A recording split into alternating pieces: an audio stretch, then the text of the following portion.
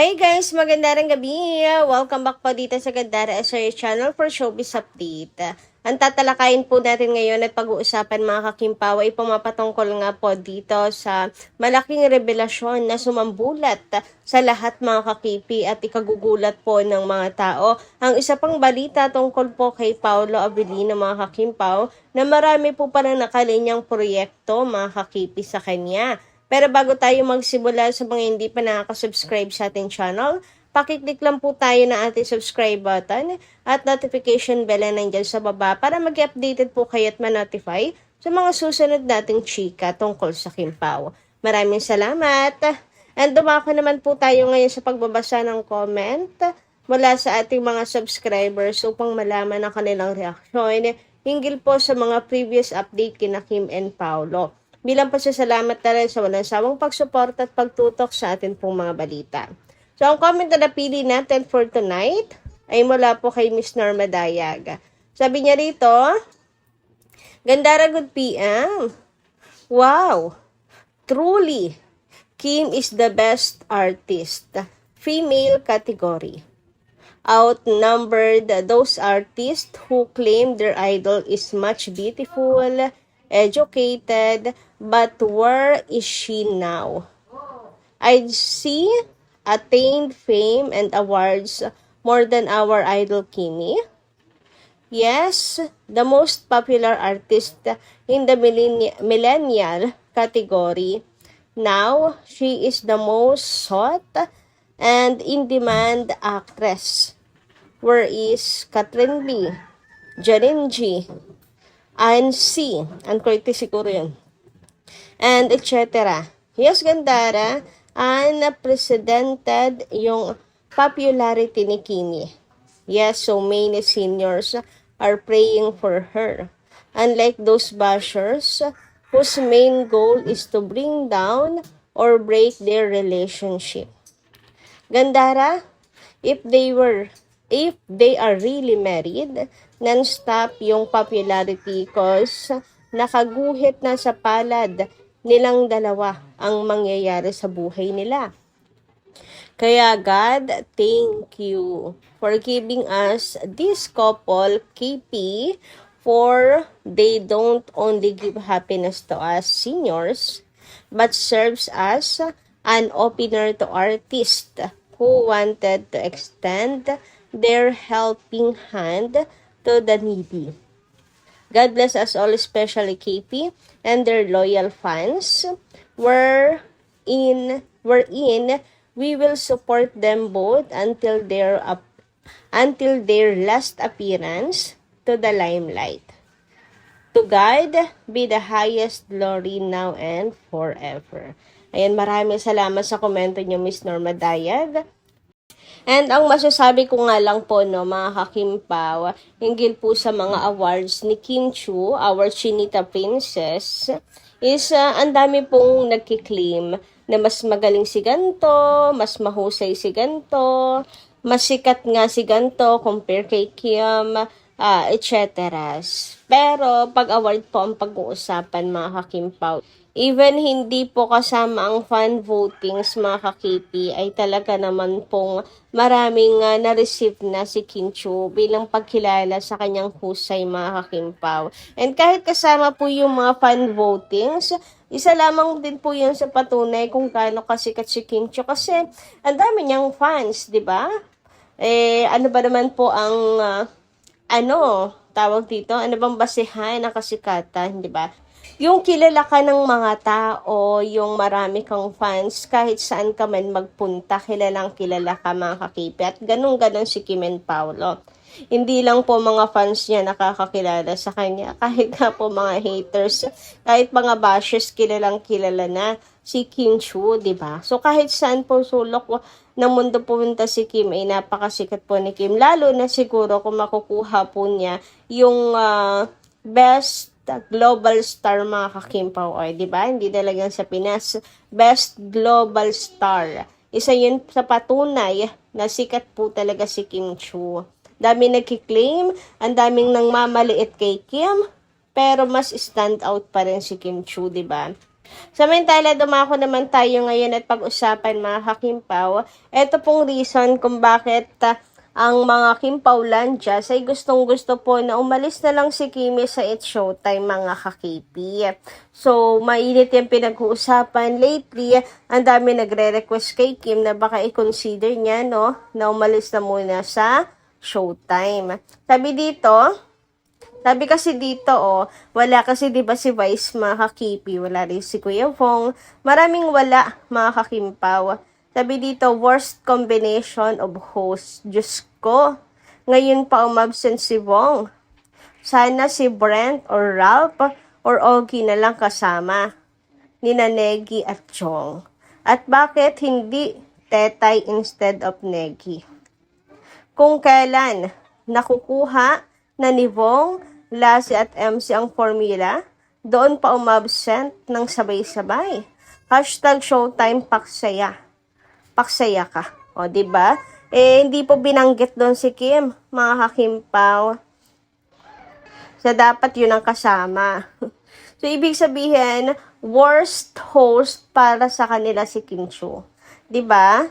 Itong mga netizens na to, kala mo naman, kagalingan din, bakit hindi na lang sila mag-host, no? Para ibilang si Kim sa mga worst host. Si Chang Ami nandyan din, so ibig sabihin, worst host din. Si Chang Ami, grabe sila. Hindi nila alam, mayroon pong award si Kimi na best host dahil sa Showtime. Hindi ko alam bakit galit na galit sila kay Chinita Princess. So, ayan, sinasabing sinasabihan pa ng worst host sa Showtime. Kaya naman ang mga Kimpaw fans talagang mga ganito, no? Ewan ko kung nababasa ni Kim Chiu, pero ang mga fans nababasa to mga Kimpaw at nanggigigil talaga. Hindi po maiwasang masaktan para kay Kim bilang fans. Kaya kung maaari lamang talaga, kinukumbinsi nila si Kim na umalis na lang ng Showtime. Pero mukhang sanay na rin kasi si Kim Chiu, kaya kaya niyang palagpasin yung mga ganung bagay. Ang mga fans hindi kayang tiisin kasi sobrang mahal nila si Kim. Anyway, dumako naman tayo ngayon at pag-usapan mga kakimpaw ang patungkol po dito sa mga upcoming project ni Paolo Avellino mga kakimpaw. So, nabulgar po ni Paolo Avellino na mayroon pong mga, ibig sabihin madami, mga dinedevelop, pero hindi pa siya allow para sabihin mga kakipi. Sabi nga niya dito, hindi ko alam kung pwedeng sabihin to pero may mga dinedevelop, medyo marami. Hindi ko lang alam kung ano matripan. So, sobrang dami. Kung ano na lang ang matripan, yun ang gagawin mga kakimpaw. Pero hindi nabanggit dito kung kasama po si Chinita Princess. Ang pinag-uusapan lang po dito ay kay Paolo Avellino. So, sabi dito, so many things to look forward to. Hashtag Kimpaw, hashtag Kim Chiu, hashtag Paolo Avellino.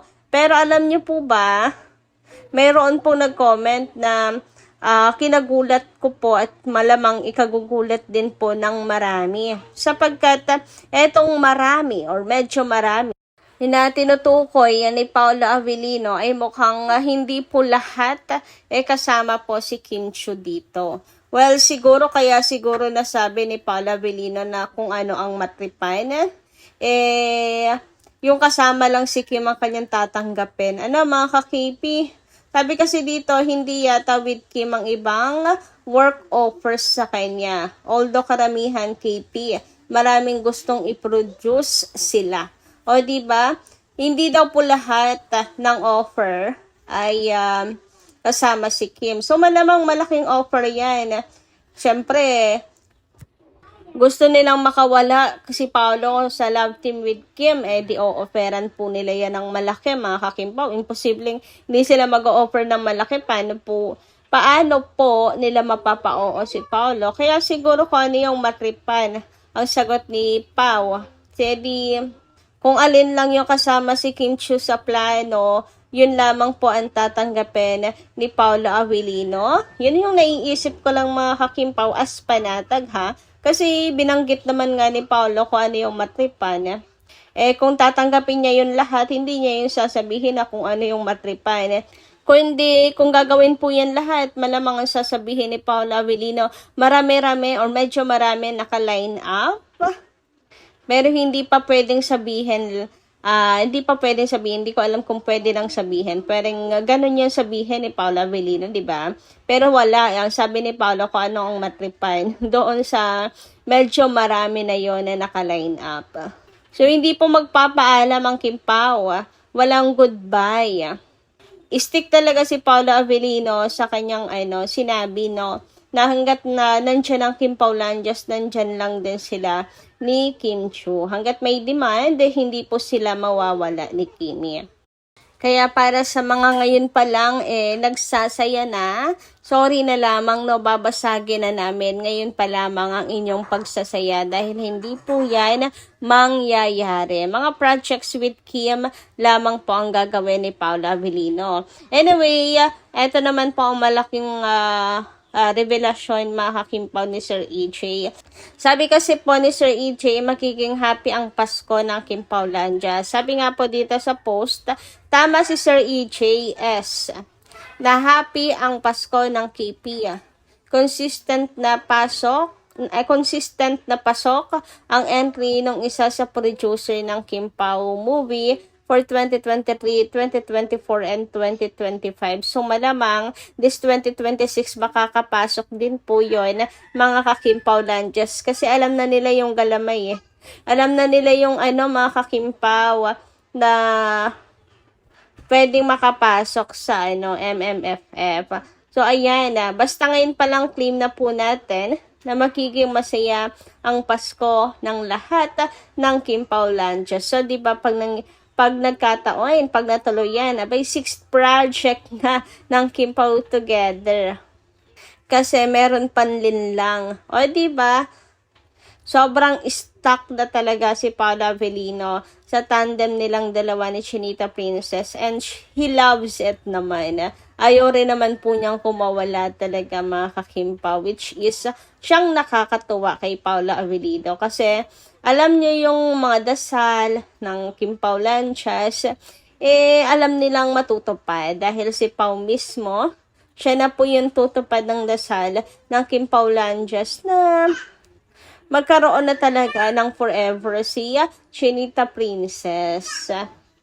And yun nga po ay nakikita ng Kim Paulandias kay Paula Avellino na he really is serious kay Kim Chiu. So yun lang po muna ating update, guys. Maraming salamat po sa inyong pakikinig.